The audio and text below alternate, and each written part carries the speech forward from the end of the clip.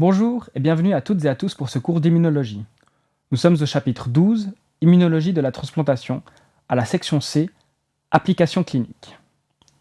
Dans cette section, nous évoquerons les réactions immunitaires propres à certaines transplantations spécifiques, notamment la transfusion sanguine et la transplantation de cellules souches hématopoïétiques. Nous expliquerons ensuite le principe et les mécanismes des thérapies immunosuppressives, thérapies qui sont essentielles pour prévenir le rejet de greffe.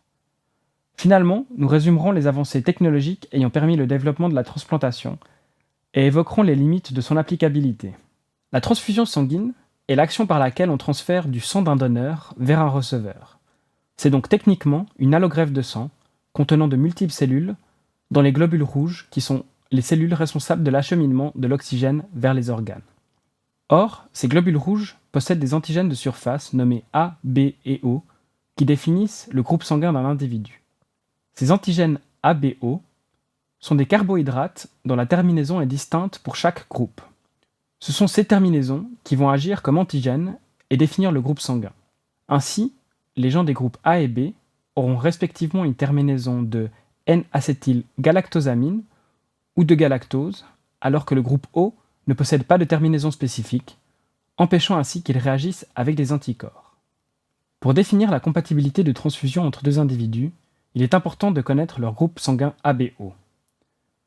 Chaque individu reçoit un gène codant pour l'antigène A, B ou O de chacun de ses parents, selon une logique mendélienne. Comme l'antigène O n'est pas réactif et a donc un caractère récessif, on peut définir 4 groupes sanguins différents. Le groupe O, qui reçoit 2 antigènes O de ses parents, est défini comme double O ou OO, n'a pas d'antigène réactif. Le groupe A reçoit au moins un antigène A de l'un de ses parents et peut donc être double A ou AO. Le groupe B reçoit au moins un antigène B de l'un de ses parents et peut donc être double B ou BO.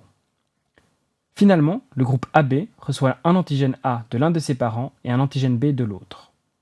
Selon son groupe, un individu possède ou ne possède pas certains anticorps appelés isohémagglutinines, dirigés contre les antigènes A et B. Les isohémagglutinines sont usuellement des anticorps de classe IgM et existent dû à la présence de déterminants antigéniques microbiens similaires dans le système digestif. C'est la réaction entre les anticorps du receveur et les antigènes du donneur qui sont responsables d'une incompatibilité de transfusion. Pour comprendre quel groupe sanguin peut être transfusé avec lequel, il est donc essentiel de prendre en compte les antigènes de surface ABO et les isohémagglutinines. Pour le groupe O, par exemple, comme il ne possède pas d'antigène de surface, son sang contiendra les isohémagglutinines anti-A et anti-B. Ceci implique donc qu'un individu du groupe O ne pourra recevoir du sang que d'une personne du même groupe que lui. En effet, le sang de l'individu O réagirait avec tout globule rouge ayant un antigène de surface A ou B. Au contraire, comme les globules rouges des individus du groupe O ne contiennent pas d'antigène de surface, ils peuvent donner leur sang à tous les autres groupes. Pour cette raison, on dit des personnes du groupe O qu'elles sont des donneurs universels. Les individus du groupe A possèdent un antigène A, ils auront donc des isohémagglutinines anti-B. Ils peuvent donc recevoir du sang des personnes du groupe A et O et en donner au groupe A et AB. Par miroir, les individus du groupe B possèdent des isohémagglutinines anti-A, ils peuvent donc recevoir du sang des personnes du groupe B et O et en donner au groupe B et AB. Finalement, le groupe AB, contenant les antigènes A et B, il ne possède pas d'isohémagglutinine. Ils peuvent donc recevoir du sang de tous les autres groupes, mais ne peuvent en donner qu'à leur propre groupe. Des incompatibilités entre groupes sanguins peuvent entraîner des réactions de transfusion qui se rapprochent d'un rejet hyperaigu. On retrouve une lyse intravasculaire des globules rouges du donneur par activation du système du complément, qui entraîne la présence d'hémoglobine libre dans le sang quelques heures après la transfusion. Cette hémoglobine libre peut causer de nombreuses lésions tissulaires, notamment dans les reins qui filtrent le sang en causant leur obstruction, ainsi qu'une coagulation intravasculaire disséminée qui peut être source d'hémorragie interne et de formation de caillots sanguins. En conclusion, il est essentiel de s'assurer de la compatibilité des groupes sanguins du donneur et du receveur avant de procéder à une transfusion, pour éviter les réactions de transfusion. Outre la transfusion sanguine, qui équivaut à la transplantation de globules rouges, Il existe d'autres types de transplantation de cellules d'un donneur sain vers un receveur dans le besoin. En effet, dans certaines maladies, comme la leucémie, les lymphomes ou encore certaines maladies génétiques, les lymphocytes du malade ne fonctionnent pas correctement et ne peuvent donc pas mener à bien le rôle immunitaire, créant ainsi une immunodéficience sévère chez le malade. Pour traiter ces patients, on transplante des cellules souches hématopoïétiques provenant de la moelle osseuse, d'un donneur sain vers le receveur malade. Ces cellules souches hématopoïétiques étant les précurseurs de nombreuses cellules immunitaires, dont les lymphocytes T, on peut ainsi permettre aux patients de se reconstituer un système immunitaire sain grâce aux cellules saines du donneur. Cependant, ce traitement impose la présence de lymphocytes T du donneur circulant dans le corps du receveur, donc avec le risque que ces lymphocytes T attaquent les cellules du receveur. Ce phénomène est appelé la réaction du greffon contre l'hôte, ou graft versus host disease en anglais, et correspond donc à l'attaque de lymphocytes T du donneur sur les cellules du receveur. Cette réaction débute, comme beaucoup de réactions immunitaires, lorsqu'un tissu du receveur subit une lésion. Cette lésion va induire un état inflammatoire et activer des cellules dendritiques via l'action combinée de cytokines IL-1 et TNF-alpha. La cellule dendritique migrera alors vers un nœud lymphatique où elle rencontrera les lymphocytes T du donneur. Si le donneur et le receveur ne sont pas MHC compatibles, le lymphocyte T reconnaîtra alors la cellule dendritique du donneur comme cellule étrangère, ce qui provoquera son activation. Une fois activé, le lymphocyte va proliférer et migrer vers les tissus périphériques du receveur qu'il détruira. Pour prévenir le GVHD, la plupart des transplantations ne se font que quand le couple donneur-receveur sont MHC compatibles, donc histocompatibles. Cependant, même chez les couples histocompatibles, le GVHD peut intervenir, une thérapie immunosuppressive est donc toujours indispensable. Outre les aspects dangereux du GVHD, il peut cependant avoir un aspect cliniquement positif. Les lymphocytes T du donneur peuvent en effet éliminer les cellules tumorales résiduelles du receveur. C'est l'effet du greffon contre la tumeur, ou graft versus tumor effect en anglais. Dans le contexte d'une leucémie aiguë par exemple, un cancer caractérisé par la prolifération incontrôlée des globules blancs, les lymphocytes T alloréactifs du donneur reconnaissent et détruisent les globules blancs cancéreux du receveur, ce qui augmente la probabilité de guérir le cancer. L'effet du greffon contre la tumeur est donc positif pour le patient leucémique. En conclusion, il faut équilibrer les effets néfastes et bénéfiques du GVHD en proposant une thérapie immunosuppressive adéquate, mais en évitant une immunosuppression totale, au risque de perdre l'effet du greffon contre la tumeur et d'incapaciter totalement le système immunitaire. Pour terminer ce cours, nous allons présenter les principes des thérapies immunosuppressives et leur utilisation dans le contexte des transplantations. En effet, même si l'histocompatibilité entre le donneur et le receveur est adéquate, il existe toujours un risque de rejet de greffe orchestré par les lymphocytes T. En tant que régulateur essentiel de la réponse immunitaire adaptative, les lymphocytes T sont au centre des mécanismes de rejet de greffe. Une fois activés, ils interagissent avec de multiples cellules, comme les macrophages, qui sécrètent des cytokines pro-inflammatoires. Ils peuvent également évoluer en lymphocytes T CD8, qui peuvent agir directement contre les cellules cibles, ou en lymphocytes T CD4, qui peuvent activer les lymphocytes B, qui sécréteront des anticorps. Ils peuvent encore interagir avec les cellules endothéliales pour recruter plus de cellules immunitaires. En conclusion, comme nous l'avons vu à de multiples reprises dans les sections précédentes de ce cours, les lymphocytes T induisent un état inflammatoire délétère et cytotoxique.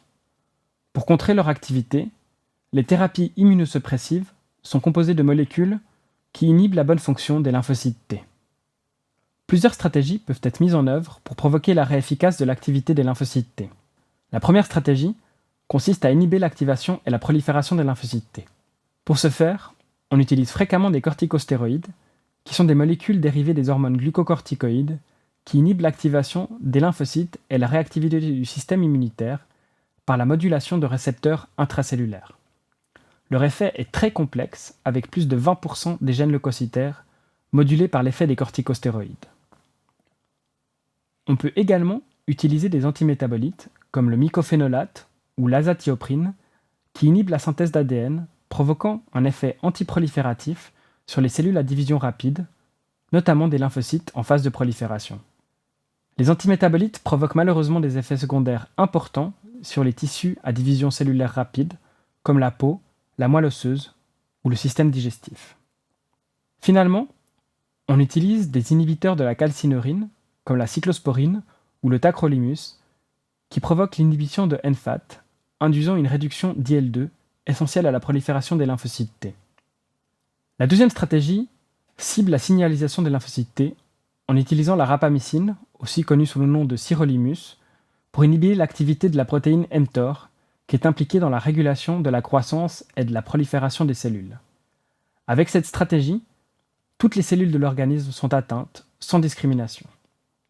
Finalement, la dernière stratégie consiste à injecter des anticorps dirigés contre les lymphocytes T, comme l'alemtuzumab, qui a une action déplétive contre les lymphocytes en ciblant le CD52, présent à la surface de la plupart des lymphocytes matures et induisant une destruction par cytotoxicité cellulaire dépendante des anticorps que nous avons évoqués à la section précédente. On peut également utiliser des anticorps qui interfèrent avec les signaux de prolifération des lymphocytes, comme le basiliximab, qui inhibe la signalisation dépendante de l'IL-2 et réduit ainsi la prolifération des lymphocytes sans avoir une activité déplétive directe contre ceux-ci. De par leur effet sur le système immunitaire, les immunosuppresseurs induisent plusieurs effets secondaires notables, comme par exemple des infections par des microbes opportunistes, comme le cytomégalovirus, qui profitent de l'incapacité du système immunitaire à gérer les infections de manière efficace. On retrouve également l'émergence de maladies auto-immunes, comme la sclérose en plaques, due à une dysfonction des mécanismes de tolérance immunitaire, ou encore des cancers, induits par l'incapacité du système immunitaire à reconnaître et détruire les cellules cancéreuses, ou une incapacité à maîtriser la prolifération de microbes protumoraux, comme par exemple le virus de l'herpès de type 8 qui induit le sarcome de Kaposi. Finalement, chaque catégorie d'immunosuppresseurs peut avoir des effets secondaires qui lui sont propres, comme par exemple les corticostéroïdes qui induisent des œdèmes, une intolérance en glucose, ou encore des troubles de l'homéostasie du potassium dus à leur effet glucocorticoïde. Le développement des techniques chirurgicales et la compréhension globale des mécanismes liés au système immunitaire ont rendu la transplantation routinière dans le cadre des traitements médicaux. Ces avancements, complétés par le développement de réseaux de centres de transplantation et des thérapies immunosuppressives, sauvent des vies tous les jours. Cependant, la transplantation reste difficile, notamment due à la rareté des organes disponibles.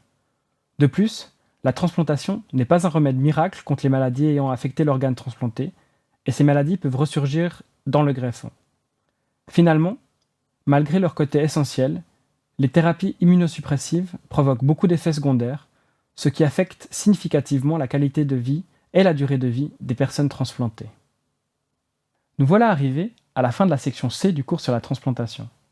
Durant cette présentation, je vous ai évoqué des cas spécifiques de greffe, notamment la transfusion sanguine, ou transplantation de globules rouges, qui est très souvent utilisée, mais nécessite une analyse systématique des groupes sanguins du donneur et du receveur, afin d'éviter les réactions de transfusion. Ces réactions sont provoquées lorsque des antigènes des groupes A ou B interagissent avec des anticorps anti-A ou anti-B, appelés isohémagglutinine.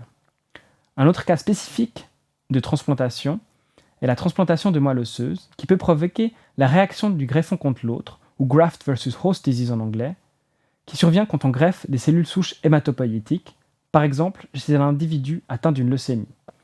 Dans cette réaction, les lymphocytes T du donneur attaquent les cellules du receveur. Pour limiter l'incidence de cette réaction, on utilise des thérapies immunosuppressives qui incapacitent les lymphocytes T. Il faut toutefois bien équilibrer ce genre de thérapie afin d'éviter d'inhiber complètement les lymphocytes T et de perdre ainsi la réaction du greffon contre le cancer. Finalement, comme nous l'avons vu au travers de ce cours, les lymphocytes T sont les principaux responsables du rejet de greffe. Pour prévenir le rejet, on utilise donc des thérapies immunosuppressives qui inhibent l'activité des lymphocytes T via différents mécanismes. Bien qu'essentielles, ces thérapies induisent de nombreux effets secondaires, comme les infections opportunistes, ou encore l'émergence de maladies auto-immunes, ou le développement de cancers.